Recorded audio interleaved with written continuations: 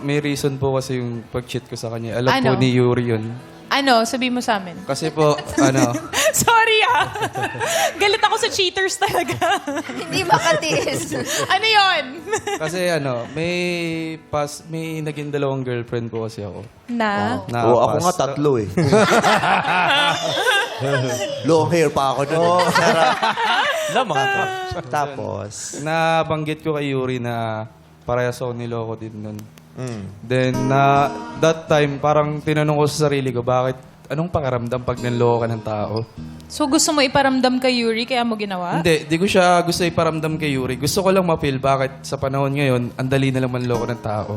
Then, na-triggered na lang nung ang dami ng mga worst na nangyari sa akin. Parang nagpatong-patong na. Pero hindi ba kung mahal mo ang isang tao, ayaw mo nga paramdam sa kanya yung naramdaman mong pain dati? Opo, mali pa rin po talaga. Totoo yung sinasabi mong rason o pinapaniwala mo lang yung sarili mo dyan para mas mukhang magkaroon ng rason kung ba't ginawa mo yun? Hindi. Totoo po. Na kaya mo siya chinit kasi chinit ka dati tapos curious ka. Ano kayang feeling pag nag-cheat kaya mo ginawa yun? Opo. Hindi mo ginawa yun kasi trip mo talaga yung babae? Hindi. O noong mga panahong yun, may iba kang nararamdaman sa katawan na gusto mong iraos na ano? Wala po. Curious ka lang? Curious lang po talaga. Gaano katagal to nangyari? Isang araw lang ba to? Dalawang beses po. Oh, kung curiosity, naranasan Isa mo na lang isang yun. beses, ba't mo inulit? Kasi sumaya ako dun sa atensyon na binibigay sa Gusto mo na. So nagkagusto ka din talaga dun sa isang babae? Yeah. Dalawang beses ka naging curious.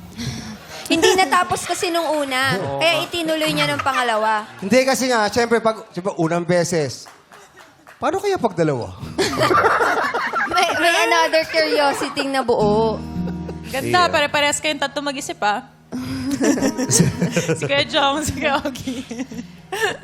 Kasi yung iba yung... Kaya siya ganun, di ba? Yung sinasabi niya, hurt people, di ba? Kaya siya nanakit kasi nasaktan siya, nawalan siya ng kabutihan, di ba? Minsan yung sakit na nangyayari sa'yo, ninanakaw niya pati kabutihan mo. Pati yung magandang paniniwala mo sa mga bagay, di ba? Nabubura dahil sa sakit na nararamdaman mo. Kaya ka nakapanakit dahil dun sa sakit na naramdaman mo. Oo. Nakalimutan mong mabait kang tao, nakalimutan mong mapagmahal kang tao. Yung kaya puro kapag hihiganti, di ba? Dumilim yung pagkatao mo, Yeah. yung ganun.